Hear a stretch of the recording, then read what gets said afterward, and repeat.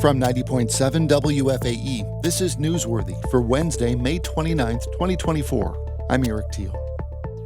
One of NASCAR's biggest teams says it will shut down at the end of the 2024 season. The owners of Stewart-Haas Racing met with employees Tuesday and issued a statement saying the decision was not easy, but that they've reached a point where, quote, it's time to pass the torch. Chase Briscoe drives the number 14 car for the organization, which won a championship in 2011 with team co-owner Tony Stewart behind the wheel. He posted on his social media account about the announcement. It's crazy, knowing that this will be the last year that I drive the 14 car, the car that I, looked up to growing up and obviously idolized growing up. So crazy times for sure. Never thought it would happen. But yeah, have no idea what I'm doing going forward. Stewart-Haas employs some 300 people at its 200,000 square foot facility in Kannapolis. The organization has won 2 Cup Series championships and has 69 Cup Series victories since its 2009 formation, the last in 2002. Charlotte City Council voted 9-1 Tuesday night to approve a new power-sharing agreement with the Metropolitan Transit Commission to determine how decisions are made about transit funding and leadership. The vote came after the city made last-minute concessions to Mecklenburg County and the 6 towns who are on the MTC. Steve Harrison has this report.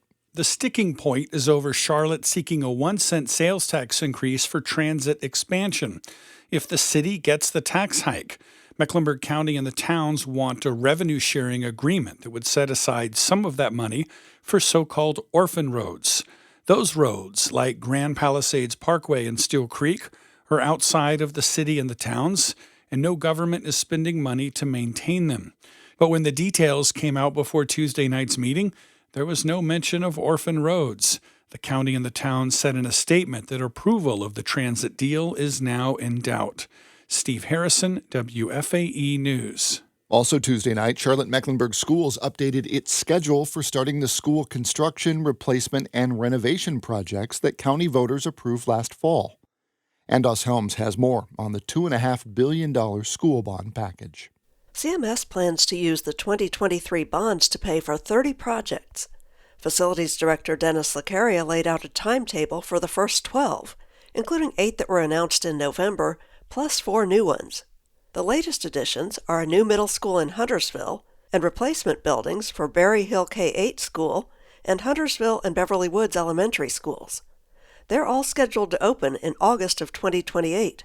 Some of the first 8 projects, including a new Second Ward High School and replacement of old buildings at North Mecklenburg High, will also take until 2028 to complete. There's been a lot of work that's gone on behind the scenes that aren't necessarily related to stacking the bricks and the blocks. That includes designing projects, locking in properties, and getting zoning approval. For instance, Lacaria says a new South Charlotte Middle School, which was originally supposed to open in 2025, will take an extra year because zoning has taken so long. The latest update means 18 projects remain without a time frame.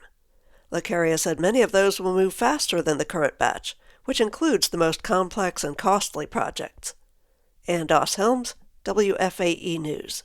Charlotte-Mecklenburg police seized a car and issued 7 tickets in connection with 2 street takeovers over the holiday weekend in Uptown Charlotte and in Noda.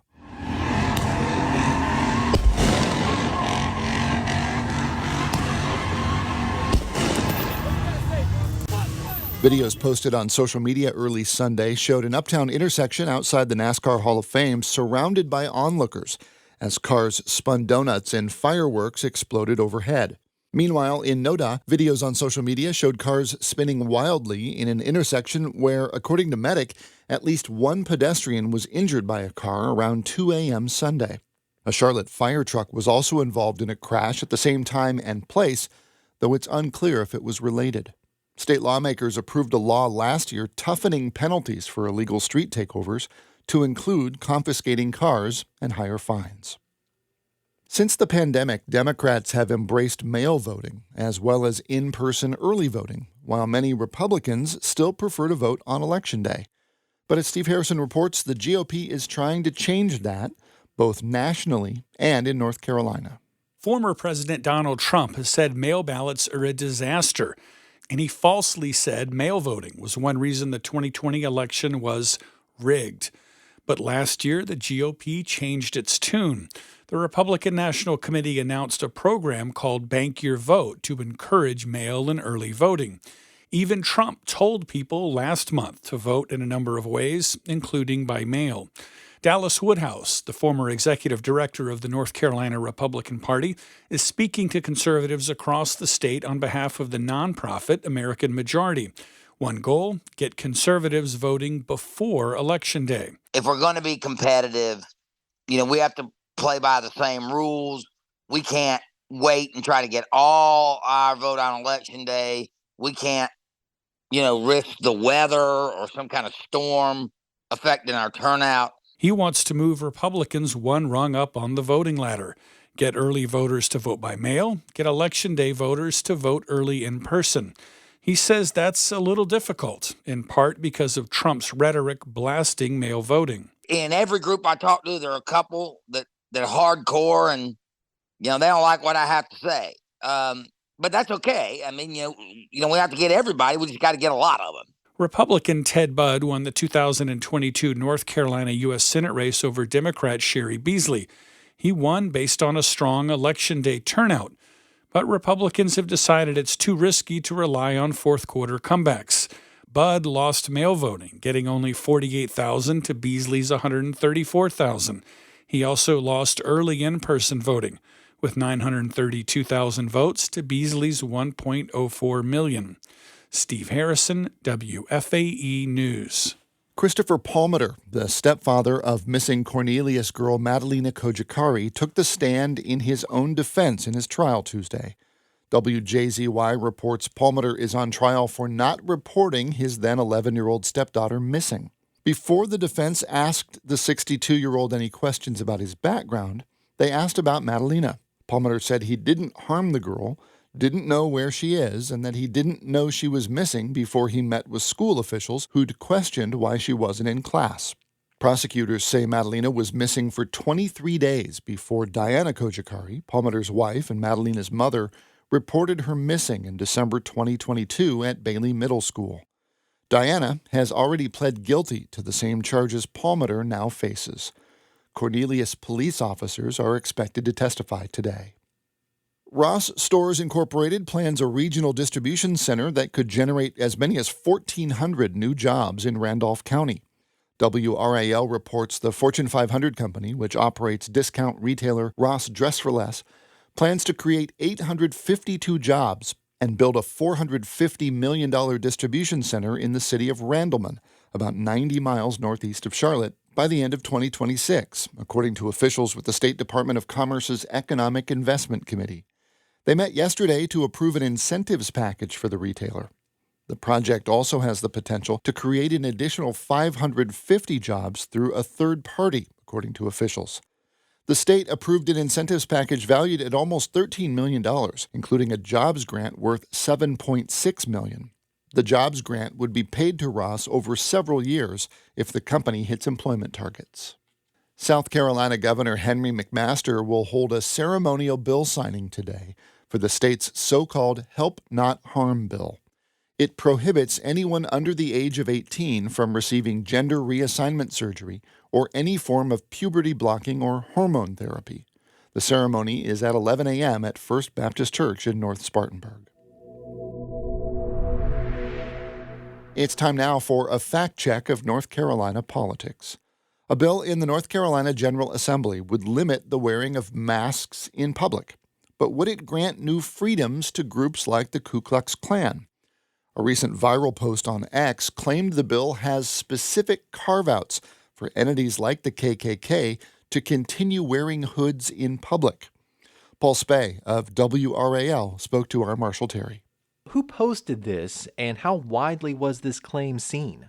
This was posted by just a random social media user, someone who is an advocate for healthcare coverage. Their position and their advocacy isn't really important here. What is important is this post was seen by more than 170,000 people, and it was shared by about 400 different accounts on X. What would this legislation change, and how were the pre-COVID mask rules related to the KKK? We have to go back in time to answer that question. For years, North Carolina has actually banned people from wearing masks in public. Then lawmakers in 2020, when the pandemic hit, they made an exception to that. And they wrote a little line in the law that says you are now allowed to wear masks in public for health reasons. Well, fast forward to present day. Republican lawmakers are concerned about people protesting on college campuses or getting away with crimes because they are wearing medical masks. And so this bill would propose to delete that section of the law. We got conflicting reports on whether or not someone would be cited or arrested or fined or anything like that for wearing a mask in public. The ACLU said, our reading of it is, if you're wearing a mask in public for health reasons, you would be breaking the law under this bill. The bill sponsors say, no, it's only if you're trying to conceal your identity. Where does the KKK come in? Well, in the same law that has banned masks for decades now, there's an exception for people who wear masks or hoods as part of a ceremony or ritual. Some people, including the ACLU, believe that that leaves the door open for the KKK to demonstrate in public so long as they get the proper permits and things like that from their local government. This bill does not give the KKK any new special treatment. What this bill does is leave alone an existing exemption that dates back decades that some people say might allow the KKK to demonstrate in public with hoods on. Now, you said part of the reason that some lawmakers support this legislation is the recent wave of protests around the country on university and college campuses. What about those who are opposed to this bill? What do they say? People who oppose this bill say that it could potentially infringe on federal laws that allow people to protect their health. That's the big talking point at the legislature, is that this bill probably crosses the line if it is determined in court that it would ban people from wearing masks for health reasons in public. What are the prospects for this bill in this legislative short session? The bill has passed the Senate and has gone to the House. There are some Republicans who are already speaking out publicly about it, including a woman named Erin Perret. She's a state House member from here in Wake County who says that she doesn't think it's necessary. If I were to speculate, I would say the only way for this to get passed would for it to be amended in some way. I do not expect it to become law as written. So how did you rate this claim? Well, the Post said that the bill has, quote, specific carve-outs for entities like the KKK to continue wearing hoods in public. And that's the end of the quote. The bill does not mention the KKK or any other hate groups at all. And it doesn't have any new exemption or any new carve-out for the KKK or similar groups at all. There might be a kernel of truth in there, and that's that some legal experts say, hey, there's an existing exemption where the KKK might be allowed to demonstrate in public while wearing their hoods or while wearing masks if they get the proper permits. But there's even a debate over whether they have that freedom.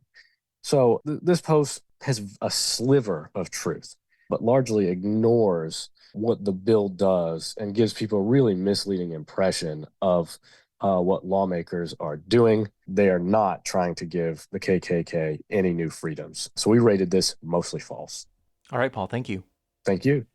That's Paul Spey with WRAL. These fact checks are a collaboration between PolitiFact and WRAL. And for Wednesday, May 29th, that's Newsworthy. I'm Eric Teal.